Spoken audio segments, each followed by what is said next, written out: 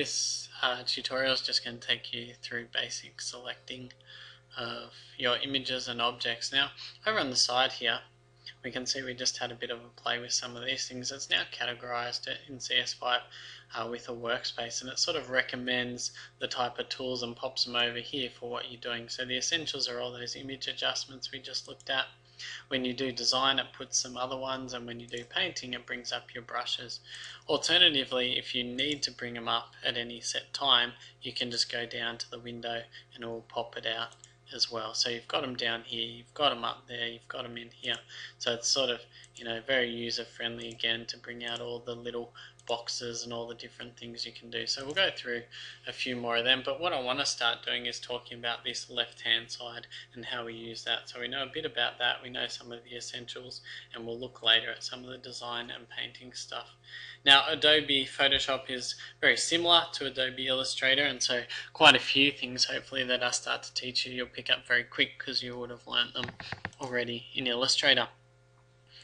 Now, with working with photos, you use this one just to make yourself a rectangular marquee or a circle marquee or a single row. And the general idea is if you want to sort of crop images but not completely crop your canvas. So what I mean by that is, let me find, let's see what we can do here. So I'm going to turn off a lot of these things that we've already got in front, and we'll get back down to our basic eye, which is on at the moment. I'm going to pop him up to normal, and we're going to pop him up to 100%.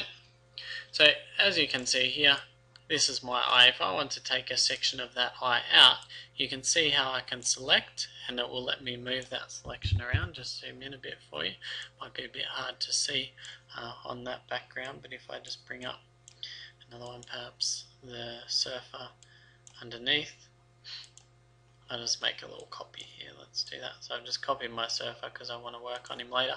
But you can see how I can make a rectangle. So very simply, if I want to get rid of, my own head, I could press delete, and it's taken that part of my head away.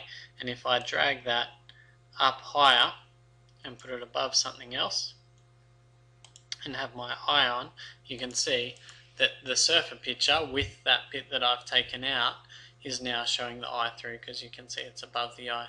As well as that, if I want to take something and I then want to use my move tool, it'll actually move that part of my image that I've selected. So you can do that with circles or with squares, and it's quite basic.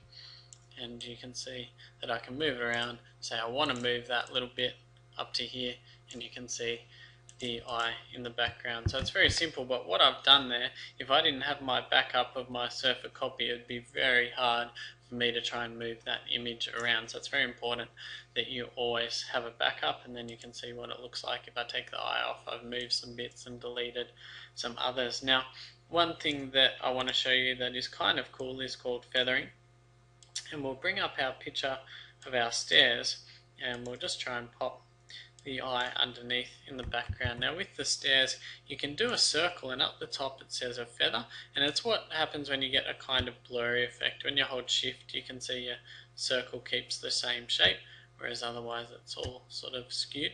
So I'm going to make a bit of a circle, and I'm going to type in, say, 150 up here in terms of pixels, and I'm just going to redraw that one up again. And what will happen is, hopefully you'll be able to see this. So at the moment there is, let's turn it all off. So with our eye, all I've got at the moment is my stairs and my white background. Now when I press delete, it's not just going to delete that circle. You'll notice when it deletes it on the stairs, on my stairs now, so I move this guy, whoop, don't want to move him, try again. So you can see that circle's there. I'm on my stairs, I press delete, and you can see it starts to give like a faded effect. So what it's done is it's deleted most of that circle, but it's left bits as well. And the more I press delete, the more it will start to delete away. And as you can see, it sort of just gives us a nice blurry edge. So I'm just Control-Zing to backspace quite highly there. But you'll notice a lot of times in movie posters, etc., they'll do this kind of effect where they make images blur into one another and make it look like you can't see the transition between the two images. So you can see I've now deleted that there. I don't think I really have a good image to put in the background, but we'll pop this one on and move our little red guy up the top here. And if we bring him up, he's on a color dodge, so if we bring him back to normal, you can see how it's not just a circle that's been cut out, it starts to fade in and out. So it's, and if I made him bigger, you'll start to see that effect a bit more. So what we've got there, you can see how it's not just a clean cut circle we've taken out of the stairs, we've actually sort of taken a feathery type cut circle. So that's how you'll see a lot of blending and using the rectangle and circle marquee to make images meld into one another.